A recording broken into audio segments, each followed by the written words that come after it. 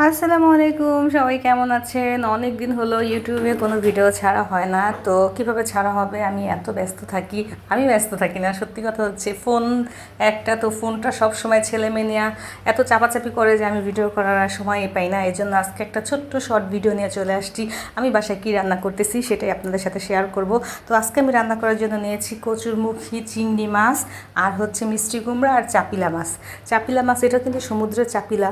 যেই চাপিলা মাছটা আগে অনেকেই খাইতো না বলতে গেলে আমি নিজেই আগে খাইতাম না, কিন্তু এখন খাই। এখন খাইতে ভালো লাগে। কথায় আছে না যে এখন তো সব কিছুরই দাম বেশি, এখন হচ্ছে গিয়ে সব কিছুই খেতে মজা লাগে, এরকম একটা বিষয়। যাই হোক, এই যে আমি এখানে কচুরমুখী তরকারিটা রান্না বসায় দিলাম। ফার্স্টেই কচুরমুখী রান্না করব, তো এটার জন্য আমি কচুরমুখীটাকে আগে ভাপ দিছি। আমি অনেক সময় কচুরমুখী রান্না করি হচ্ছে তেলে ভেজে। অনেকেই না, আমার আম্মুদের দেখতাম আমি কচুরমুখী রান্না করতে হচ্ছে ফার্স্টে গরম পানিতে একটু ভাপায় ওই পানিটা ফালাই দেওয়া, তারপর হচ্ছে কচুরমুখী রান্না করতো। আর আমি কচুরমুখীকে তারপর ওটাকে ধুইয়া ফার্স্টে একটু তেলে ভাইজা তারপরে রান্না করি। তো ওটাও খাইতে খুব ভালো লাগে, কিন্তু আজকে আমি আম্মুর স্টাইলে রান্না করতেছি। আম্মু যেরকম ভাপ দিয়ে রান্না করতো সেম আমি ওটা আগে ভাপ দিয়ে আমি পানিটা আগে ফালাইছি। তো একটা বিজল বিজল যে ভাবটা থাকে সেটা চলে গেছে। তো এখন আমি কচুরমুখীটা সুন্দরভাবে রান্না বসাই দিছি। তো কচুরমুখীটা আমার কষানো হয়ে গেছে, চিংড়ি মাছ দিয়ে সব কিছু করা হয়ে গেছে। এখন আমি ঝোল দিয়ে দিছি। তো এখন একটু পরে হয়ে যাবে তরকারিটা হয়ে গেলে ধনিয়া পাতা দিয়ে নামাই ফেলবো।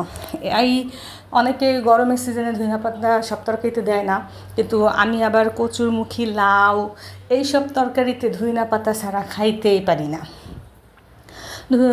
মানে আমার এই দুইটা তরকারির মধ্যে ধনিয়া পাতা দিতেই হবে। যাই হোক, এখন আমি একটা কড়াই বসাই দিচ্ছি। কচুরমুখী আমার রান্না শেষ।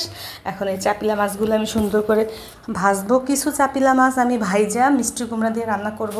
তো আর কিছু চাপিলা মাছ আমি ভাজা খাওয়ার জন্য রেখে দেবো। ভাজা চাপিলা মাছ আমার ঘরে আবার সবাই কম বেশি খায়, এটার জন্য আমি ভাজা চাপিলা মাছ রাখবো। তো আমি কড়াইতে তেল দিয়ে দিছি। তেলটা গরম হইলেই আমি চাপিলা মাছগুলো সুন্দর করে ভাইজা নিব। তারপরে হচ্ছে মিষ্টি কুমড়া দিয়ে চাপিলা মাছ দিয়ে রান্না করব। আমি আজকে আর মিষ্টি কুমড়ার রেসিপিটা মানে ওই রান্নাটা দিলাম না, আমি এতটুকুই শর্ট করলাম ভিডিওটা। যদি আপনাদের ভালো লাগে অবশ্যই লাইক কমেন্ট শেয়ার করবেন। অনেক দিন হয়েছে আমি ভিডিও দিতে পারি না, তো অনেক দিন পর আমি ভিডিও ছাড়লাম, দেখি আপনাদের যদি ভালো লাগে অবশ্যই ভিডিওটা দেখবেন আর লাইক শেয়ার করবেন। তো আমার মাছ প্রায় ভাজা হয়ে গেছে, এই মাছ বাকি আছে, এটা আমি আস্তে আস্তে ভাইজা নিব। দেন আমি পুরো মাছটাই ভাইজা নিয়ে তারপরে রান্না বসায় দিব। মিষ্টি কুমড়া দিয়ে কিছু রান্না করব আর ভাইজা কিছু রাখবো। তো আজকের ভিডিও এতটুকুই। টাটা, আল্লাহ হাফেজ, বাই।